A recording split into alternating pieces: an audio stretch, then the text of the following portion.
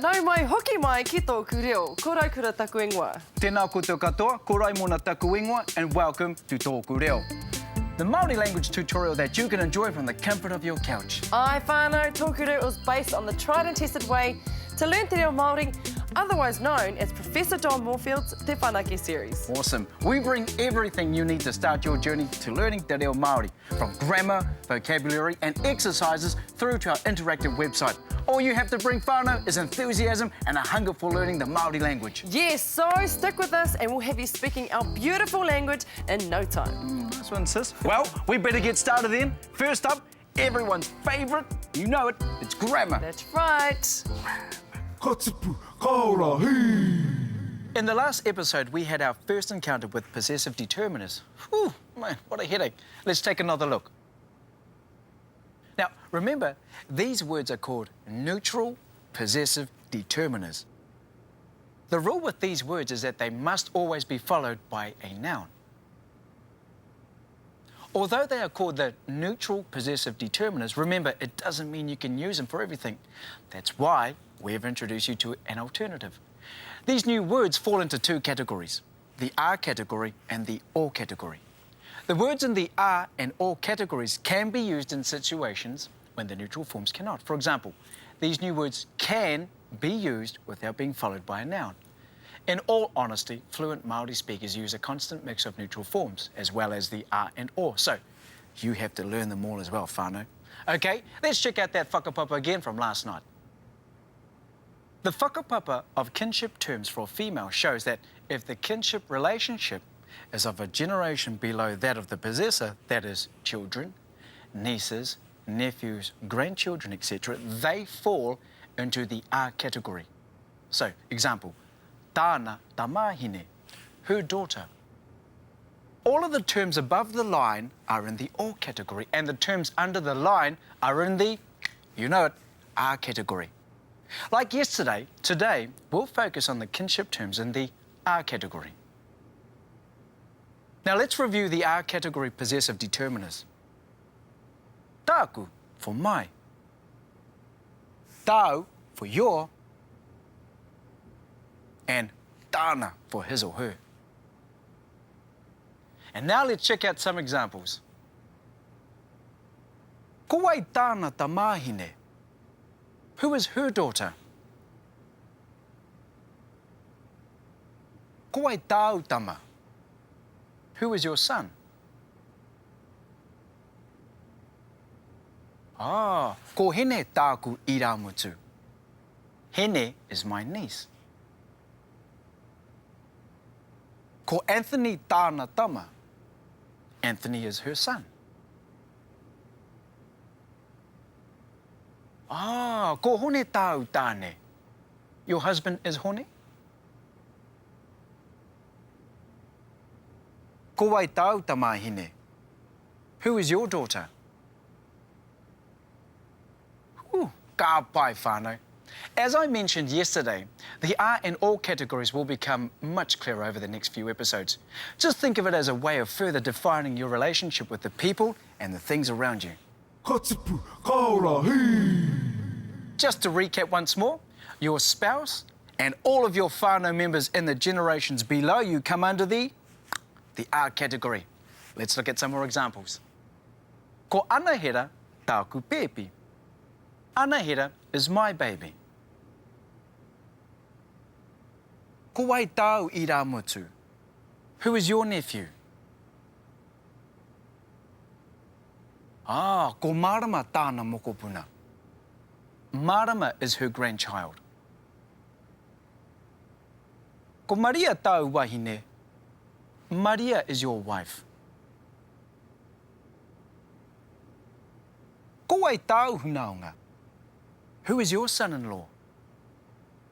Time to recap what our friends got up to last night. Now, listen out for our new grammar point. Yeah, and I was like, I don't know what you're on about. It's just whatever, mind your own business. Kia ora. Oh, kia ora e hoa. Ka te pēhea koe? Ka nui te pai. What are you up to? Oh, just having a bit of a gossip. Hey, that lady I saw you with yesterday, ko Wiramuhoani tāna tamaiti. Aye, aye. Wiramuhoani, the league player. Aye, that's the one, Kath. Oh, ko ai tāna wahine. Oh, ko Anita tāna wahine.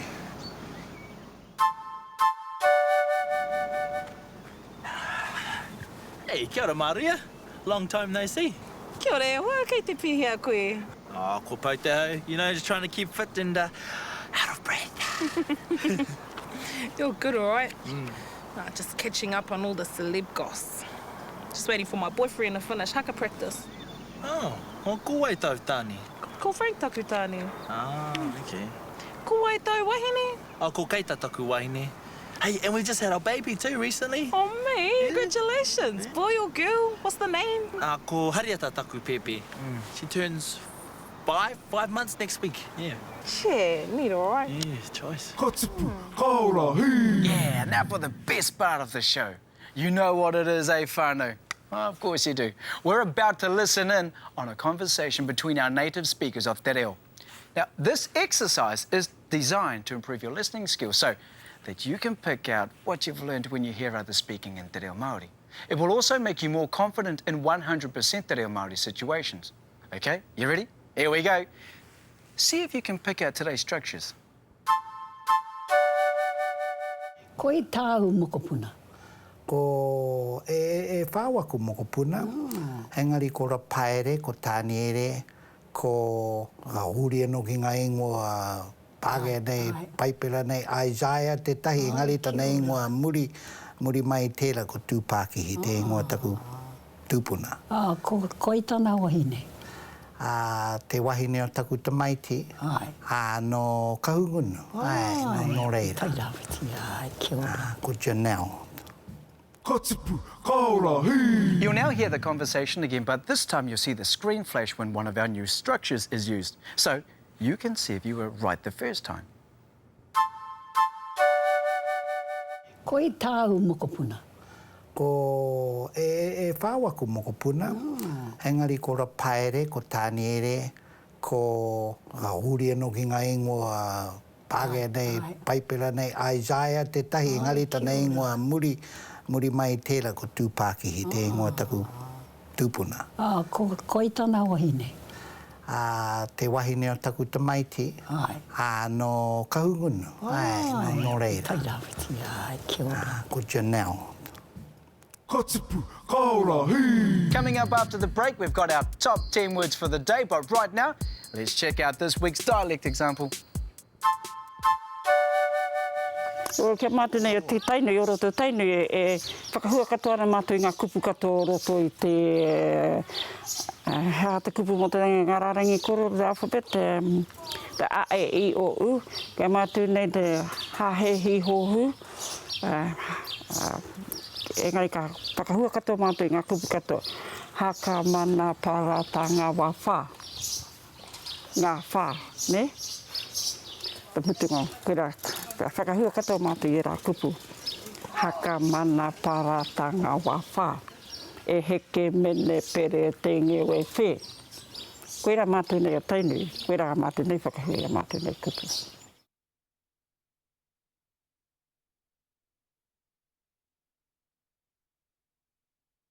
Katipu kaurahi.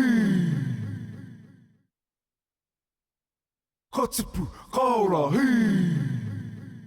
To reinforce what you're learning on TŌKU Reo at home, visit our website at www.tokureo.maori.nz. On the homepage, you'll find a link to episodes. Find the episode you'd like to swat up on and click it. Here you'll find a summary of what's in that episode as well as a list of interactive exercises down the right-hand side. Here's an example. Back at the homepage, you'll also find links to the other Te Whanaku resources, more exercises, a forum for TŌKU Reo viewers, and a free online Māori dictionary. Have fun, kia ū! Katipu kaurahi. No mai hoki mai ki tōku reo.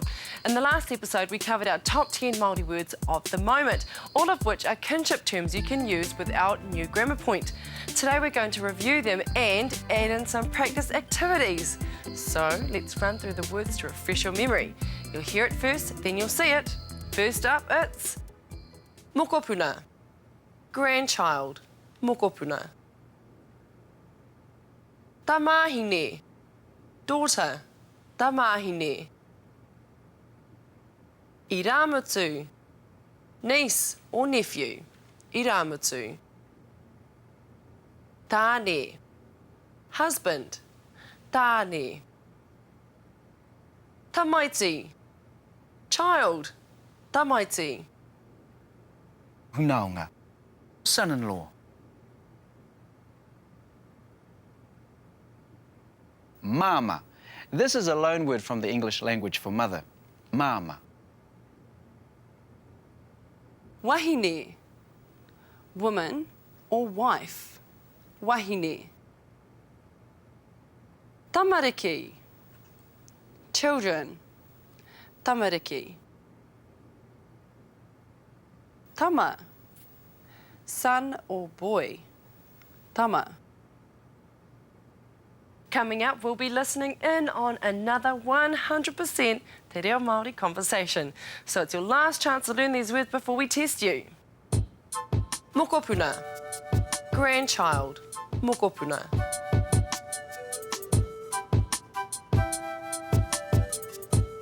Tamahine. Daughter. Tamahine.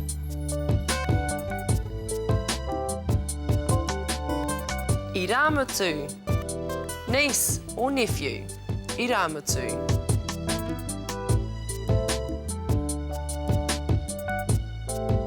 Tāne. Husband. Tāne.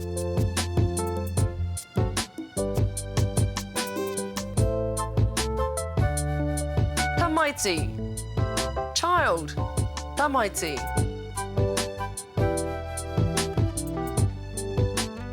Hunaonga. Son-in-law.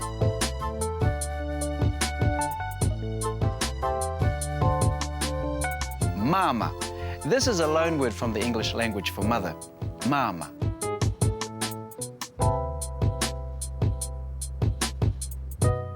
Wahine. Woman or wife. Wahine. Tamariki. Children. Tamariki.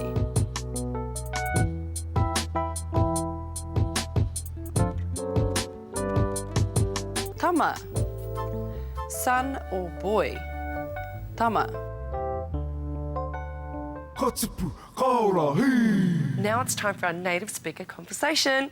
Your challenge is to listen out for our top 10 words. Remember not to worry too much about everything else that has been said, as long as you're listening hard for our new kupu. We'll run the clip twice. The first time through, see how many words you can pick up on your own. Ready? Here we go. O kauke e wai o te mawhare ko takukrani e hau no tahana me takukrani I te kainga. O kauke e wai o te mawhare ka haere ka mau ki ngā whakaukua e ngā hōpua, ngā whara. Kamutu taku pai ki ngā hōpua raka e haere e kaukau whānau ke ana, te iwi I reira.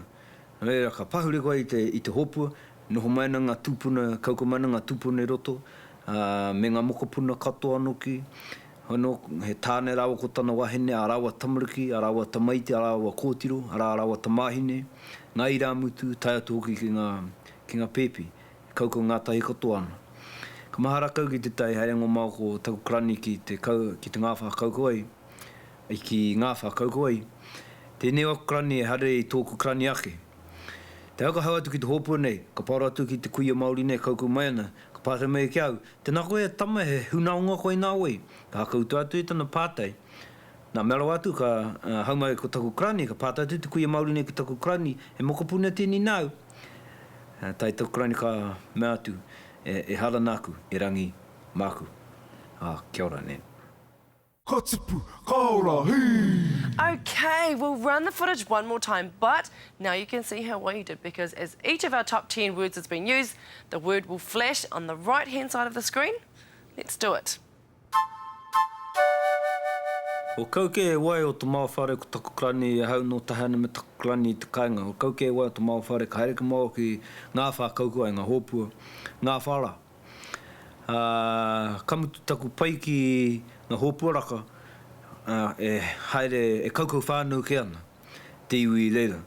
Reira ka pahuri koe I te hōpua, noho maina ngā tūpuna, kaukau maina ngā tūpuna I roto, me ngā mokopuna katoa noki, Hono, he tāne rawa ko tana wahine, a rawa tamariki, a rawa tamaiti, a rawa kōtiro, a rawa tamahine, ngā ira mutu, tai atu hoki ki ngā pepi, kaukau ngā tahi katoa ana. Ka mahara kau ki te tai, haere ngō mau ko taku krani ki te ngāwha kaukau ai, ki ngāwha kaukau ai. Tēnei wako krani e hare i tōku krani ake. Te haka hau atu ki te hōpua nei, ka pāra atu ki te kuia Māori nei, kaukau mai ana, ka pātai mai ki au. Tēnā koe e tama he hunaonga koe nā wei. Ka haka utu atu i tana pātai. Nā mero atu ka haumai ko taku krani, ka pātai atu te kuia Māori nei ki taku krani, he mokopuna tēnei nāu. Tai taku krani ka mea atu, e hara nāku, e rangi māku. Kia ora ne.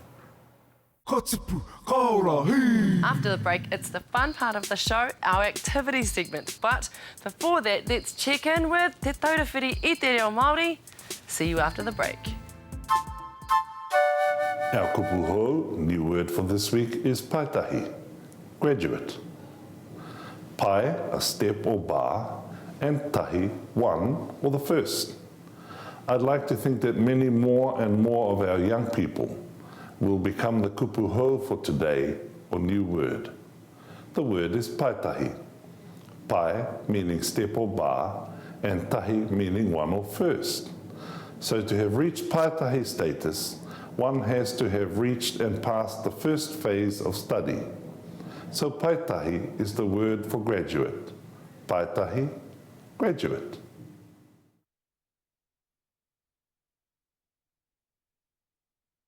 To reinforce what you're learning on TŌKU Reo at home, visit our website at www.tokureo.maori.nz. On the homepage, you'll find a link to episodes. Find the episode you'd like to swat up on and click it. Here you'll find a summary of what's in that episode as well as a list of interactive exercises down the right-hand side. Here's an example. Back at the homepage, you'll also find links to the other Te Whanake resources, more exercises, a forum for TŌKU Reo viewers, and a free online Māori dictionary. Have fun, kia ū! Ka tipu, ka ora, hei! Ka tipu, ka ora, hei! To access the podcast, go to www.tokureo.maori.nz and click on episodes. Choose your episode and move the mouse to the right-hand side of the screen where you'll find a link called Podcasts. Click this link to download TŌKU Reo Podcast to your iPod, MP3 player, etc. With video, audio and exercises, you can brush up on your Te Reo Māori skills anywhere, anytime, 24/7. Kia kaha! Ka tipu, ka ora, hei! Kia ora whānau, welcome back to the last part of our show where we put your memory to the test and see who has been paying attention. If you need extra practice after the show, make sure you check out our website. But right now, let's get into it with our first exercise. Woohoo, you know it. This first exercise will test your knowledge of the kinship terms and the R category possessive determiners. An English sentence will appear on your screen. Now, whānau, your job is to interpret that sentence, and then you'll have a few seconds to choose the correct Māori sentence from 4 options. So, let's check out an example. Who is your daughter?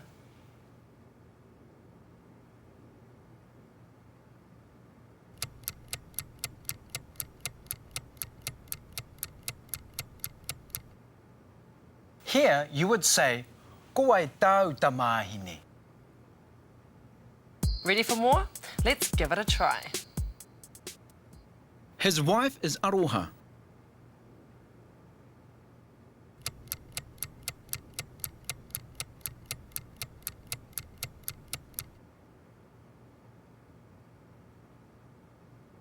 Ko aroha tāna wahine. Who is your grandchild?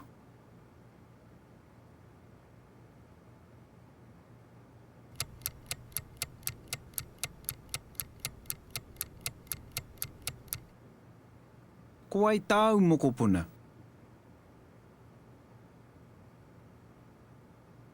Hoana is my baby.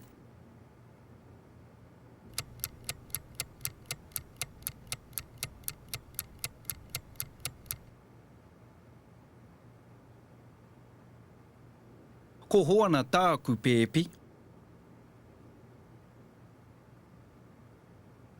His nephew is kiingi.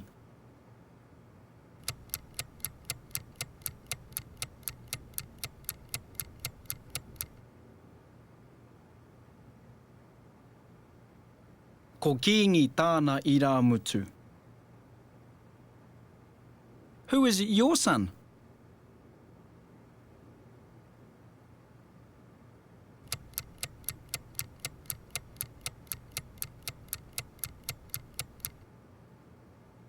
Ko wai tāu tama? The next exercise will test how well you've picked up on the proper pronunciation of some of those kinship terms. The kupa will be highlighted on our whakapapa, and you'll have a few seconds to pronounce the word before you hear the correct pronunciation. Remember, whānau, to say it out loud. Here we go.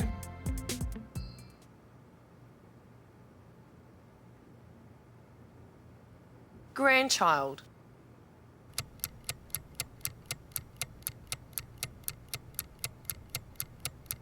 Mokopuna. Daughter.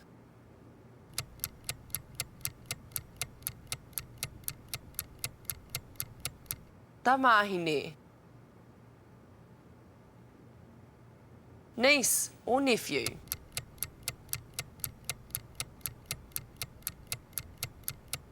Iramutu. Child.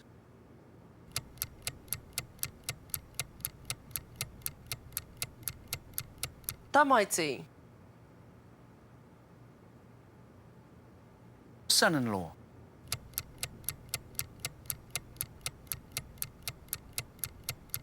Hunaunga.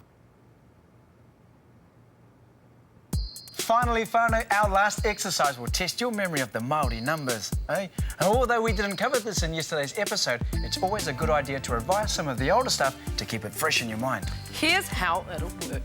You'll see some items on screen and you'll have a few seconds to yell out the number of items in te reo before the correct answer pops up. Here's an example.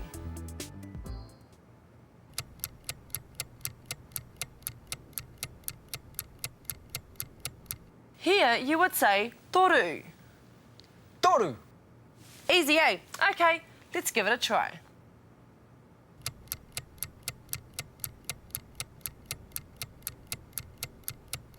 Rua. 2.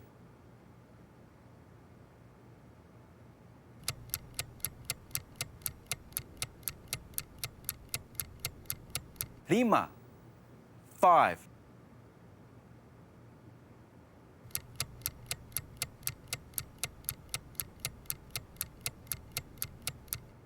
Whetū. 7.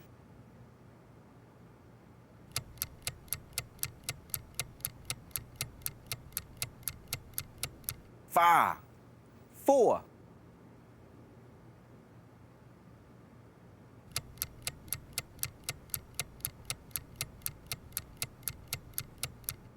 Ono. 6. Now it's time to check out our learning tip. Tēnā anō koutou katoa. Knowing the grammar and the grammatical rules of Māori is essential for the mastery of the language. You cannot use words unless you know how they are put together. However, you cannot learn all the grammar at once. It is a matter of adding new structures gradually. You need to understand how to use the grammatical pattern, then to practice using it, and finally to put it into practice in real communication with other speakers of Māori so that it becomes part of your language repertoire. Well, we've come to the end of another episode, but if you feel like you're on a roll with your language learning and you don't want to stop, go online and continue practicing what you've learnt. Well, I like that one, sis. Make sure you check it out at www.tokureo.maori.nz. There's heaps on there, from the podcast to the animations, so get into it, whānau. Like we've said before, the more you do it at home, the easier it's going to get. So we will see you tomorrow, same time, the same place. Kia mau. Kia u. Ki tōku reo.